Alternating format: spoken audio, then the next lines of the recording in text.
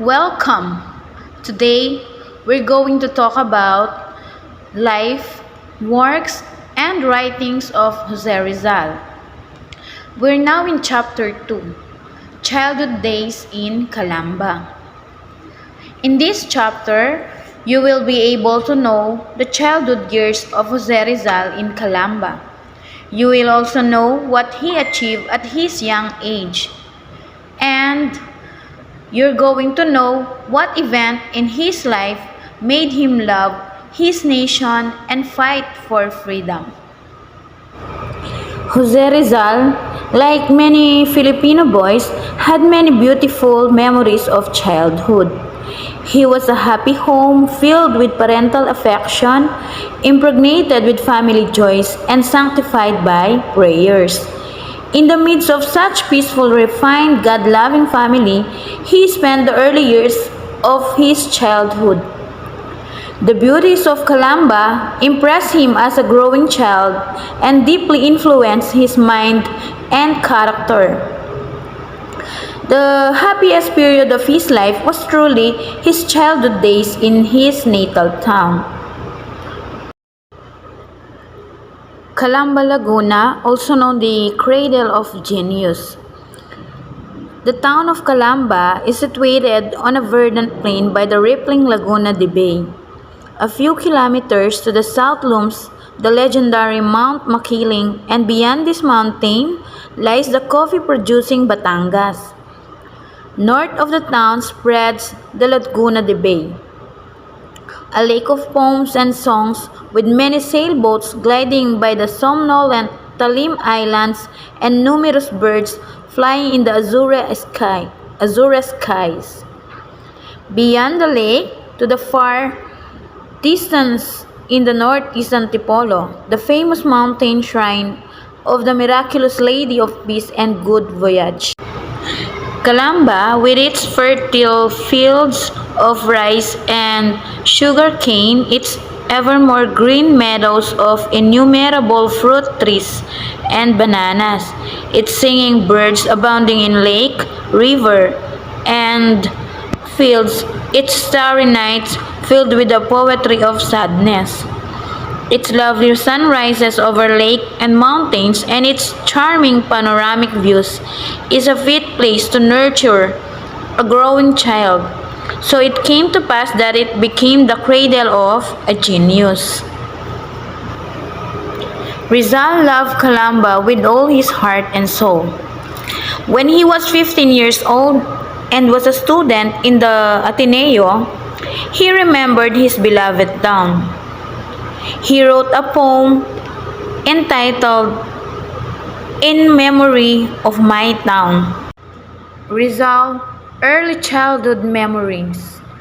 The first memory of Rizal in his infancy was his happy days in the family garden when he was 3 years old.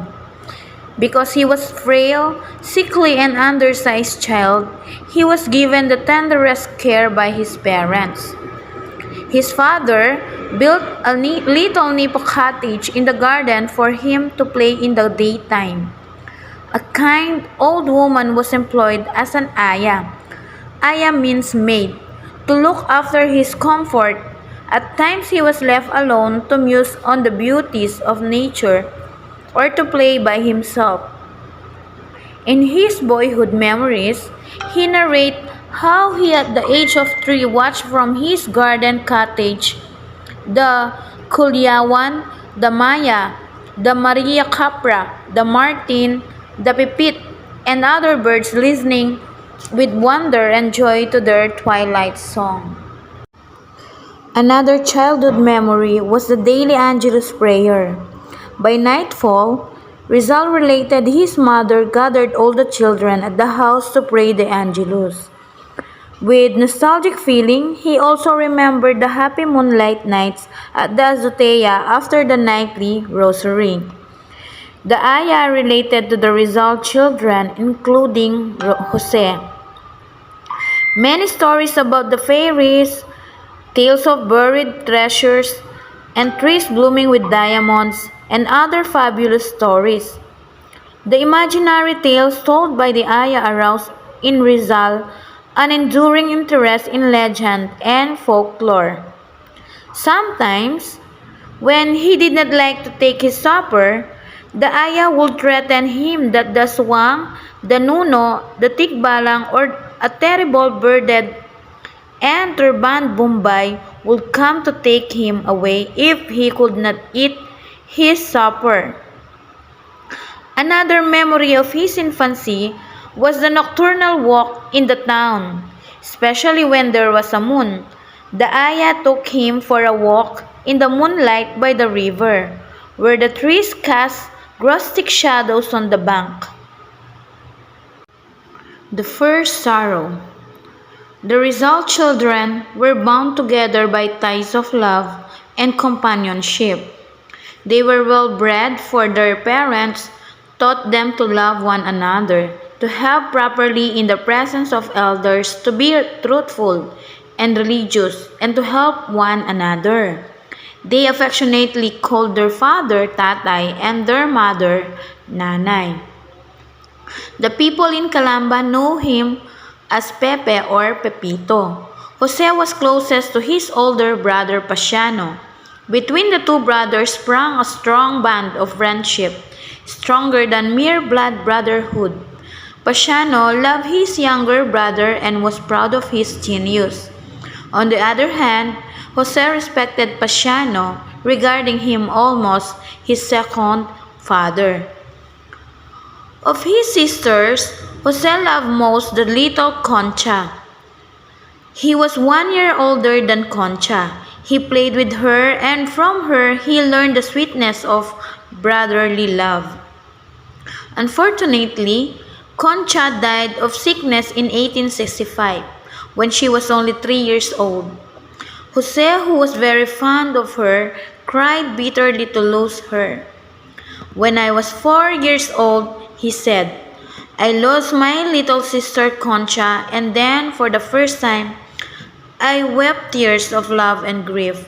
The death of little Concha brought him his first sorrow.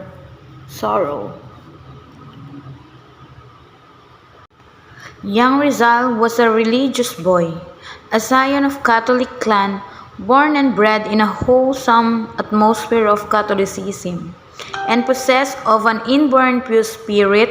He grew up as a good Catholic. At the age of 3, he began to take part in the family prayers. His mother, who was a devout Catholic, taught him the Catholic prayer. When he was 5 years old, he was able to read haltingly the Spanish family Bible. He loved to go to church, to pray, to take part in novenas, and to join the religious processions. He was so seriously devout that he was laughingly called Manong Jose by hermanos and hermanas terceras. On June 6, 1868, Jose and his father left Calamba to go on pilgrimage to Antipolo, in order to fulfill his mother's vow, which was made when Jose was born.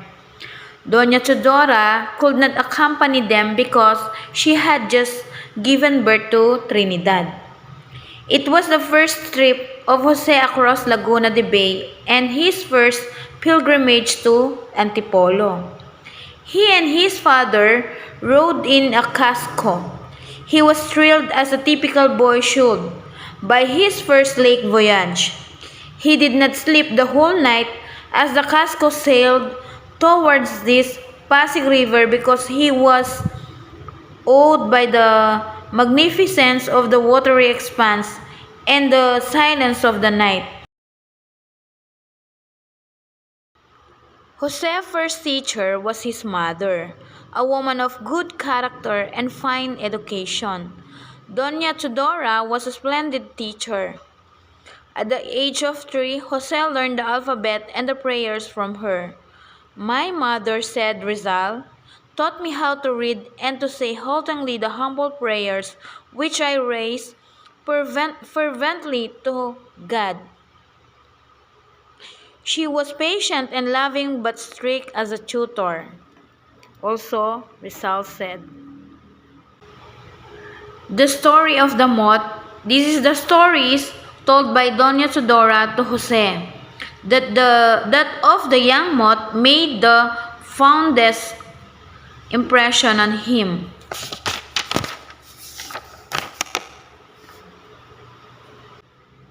The tragic fate of the young moth, which died a martyr to its illusions, left a deep impress on Rizal's mind. He justified such noble death, asserting that to sacrifice one's life for it, meaning for an ideal, is worthwhile, and like that young moth, he was fated to die as a martyr for noble ideal. There were three uncles, brothers of his mother, who played a part in the early education of Rizal. They were Gregorio, Jose, and Manuel Alberto Alonso. After 1849, the family name was changed to Rayolanda. Uncle Gregorio was a lover of books. He instilled into the mind of his precocious nephew, Jose Rizal, a great love for books. He taught him to work hard, to think for himself, and to observe life keenly. While Uncle Jose, who had been educated at Calcutta, India, was the youngest brother of Doña Chudora. He encouraged his nephew to paint, sketch, and sculpture. And lastly, Uncle Manuel. Uncle, Uncle Manuel was a big, strong, and husky man. He looked after the physical training of his sickly and weak nephew. He encouraged young Rizal to learn swimming, fencing, wrestling, and other sports so that in later years Rizal's frail body acquired agility and endurance and strength. Artistic talent. Since early childhood, Rizal revealed his God-given talents for the arts. He drew, sketched, and pictures on his books and on the books of his sisters, for which reason he was scolded by his mother. He carved figures of animals and persons out of wood. Even before he learned how to read, he could already sketch pictures of birds, flowers, fruits, rivers, mountains, animals, and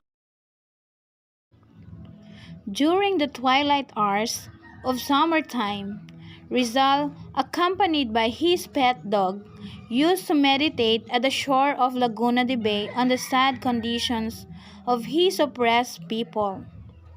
Young that he was, he grieved deeply over the unhappy situation of his beloved fatherland. The Spanish misdeed awakened in his boyish heart a great determination to fight tyranny. Influences on Hero's boyhood. On the night Jose Rizal was born, other children were born in Calamba and hundreds of other children were also born all over the Philippines. But why is that out of all these children, only one boy, Jose Rizal, rose to fame and greatness? In the lives of all the men, there are influences which some to be great and others not. In the case of Rizal, he had all the favorable influences which no other child in our country had enjoyed. These influences are the following. First one, hereditary influence. Next, environmental influence. And then the last one is aid of divine providence. According to biological science, there are inherent traits or qualities which a person inherits from his ancestors and parents. From his Malayan ancestors, Rizal evidently inherited his passionate love for freedom and his serenity of life's outlook. From his Chinese ancestors, he derived his serious nature, frugality, patience, and love for children. According to psychologists, environment as well as heredity affects the nature of a person. Environmental influence include places, associates, and events. The scenic beauties of Calamba and the beautiful garden of the Rizal family stimulated the inborn artistic and literary talents of Jose Rizal. Aid of divine providence. Greater than heredity and environment in the fate of man is the aid of divine providence. A person may have everything in life, brains, wealth, and power, but without the aid of divine providence, he cannot attain greatness in the annals of the nation. Well, Rizal was providentially destined to be the pride and glory of our people. God had endowed him with the versatile talents of a rare genius, the unsurpassed spirit of nationalism, and the valiant heart to sacrifice himself for a noble cause. He gave us this particular genius and hero during the darkest period of our history in order that our suffering people might be emancipated from Spanish tyranny. That's all for chapter 2. Thank you and God bless.